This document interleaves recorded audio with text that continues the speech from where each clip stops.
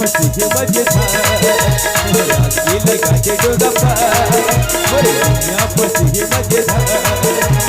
आगे लगा दे डोगप्पा मोरे चल करिया मोरे मन करिया राम कीर्तन बस कर दे जो दया माया भुला के दया माया भुला के दया माया भुला के दया माया भुला के मोरे भैया बने मजेदार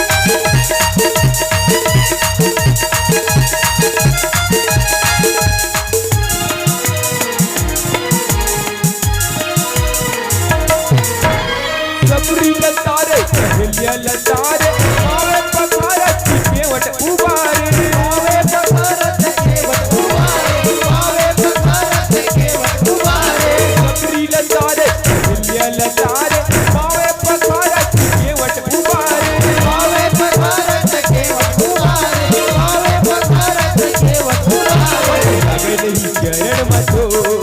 प्रभु हाथे लगाए हवा को मन लगे नहीं चरण मतो हाथे लगाए हवा को मोरे कनी कनी आगे मोरे मन कनी आगे राम कीर्तन बसर दे जो दया माया भुला के दया माया भुला के दया माया भुला के दया माया भुला के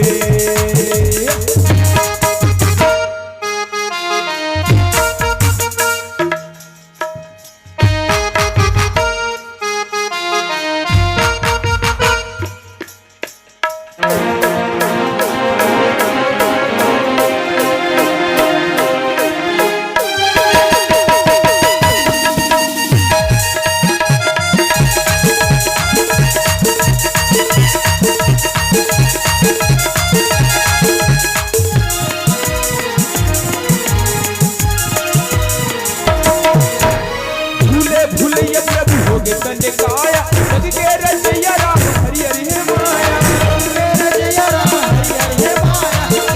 रजैया राम हरि हरि हे माया भूले भूले प्रभु होगे तने काया लग के रजैया राम हरि हरि हे माया रजैया राम हरि हरि हे माया रजैया राम हरि हरि हे माया तुझे खड़ी आगे प्रभु मोर प्रभु हाथे लगाए हवा तो तुझे खड़ी आगे प्रभु मोर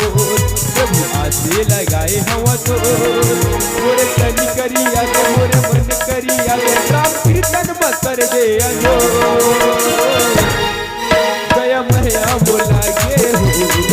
दया माया बोला के दया माया बोला के दया माया बोला के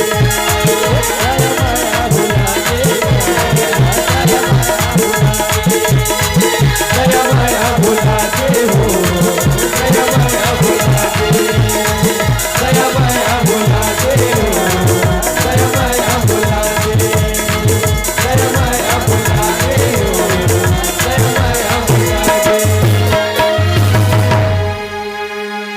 लखन सिया रामचंद्र की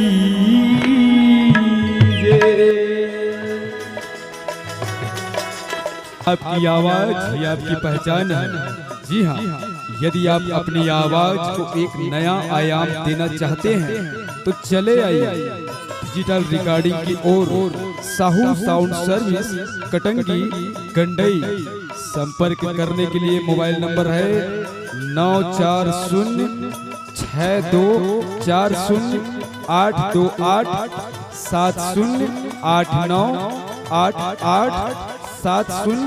940828707089887028।